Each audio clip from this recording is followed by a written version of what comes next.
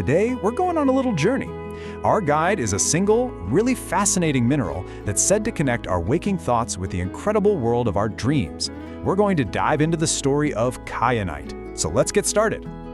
Let's start with a feeling. I bet you know this one. Does your mind ever feel like a jumbled mess of wires?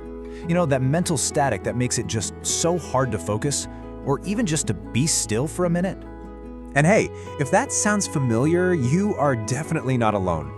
Our source material makes it really clear that these feelings, that nervousness, that mental fog, they're totally normal. It's just part of being human. And that feeling, that state of mind, is exactly where our story begins.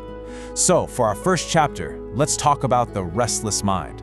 We're going to look at how our source defines this common feeling, and why it's so important for the journey we're about to take. So what's the guide for getting through all that mental static? Well, our source introduces us to a mineral called kyanite. It's described as this amazing tool that's believed to help untangle those knots and push back against that very nervousness and confusion we were just talking about. Okay, so once we get a handle on the problem, our guide starts to point us toward a solution. And that brings us to our second chapter, A Path to Tranquility. Now we get to see how this mineral is said to help us move from that state of confusion into one of real calm. And the source is super clear on this. The whole point isn't just about stopping the anxious feelings. It's actually about something more proactive. Its core purpose is to actively invite a sense of tranquility right into your life. And this quote just nails it, doesn't it?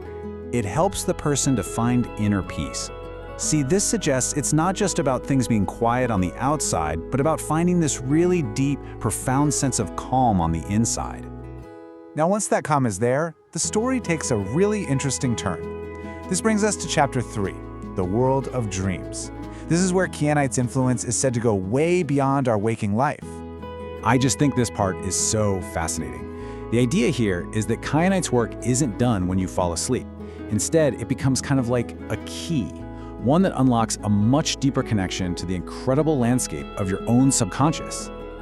So what does unlocking the dream world actually mean? Well, our source gets pretty specific, and it points to 3 really cool effects. First, the ability to have conscious dreams. You know that amazing moment when you realize you're dreaming while you're still in the dream? It's often called lucid dreaming. Second, it's said to help you see those dreams with much more clarity. And finally, and this is a big one for a lot of us, it's said to help you actually remember those dreams when you wake up. But according to our source, this whole journey into the dream world isn't just for fun. It's meant to serve a higher purpose, which leads us right into our final section, a tool for growth. And here's the big connection. The source frames this whole dream experience as a pathway.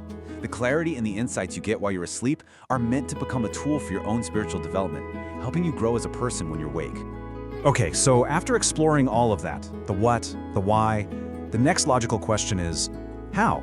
How do you actually use this tool to start this journey toward tranquility and into your dreams?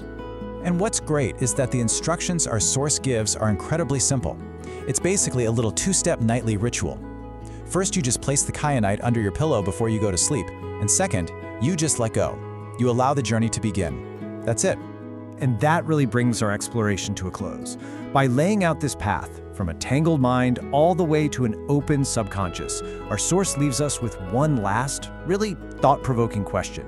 What might you discover in your own dreams?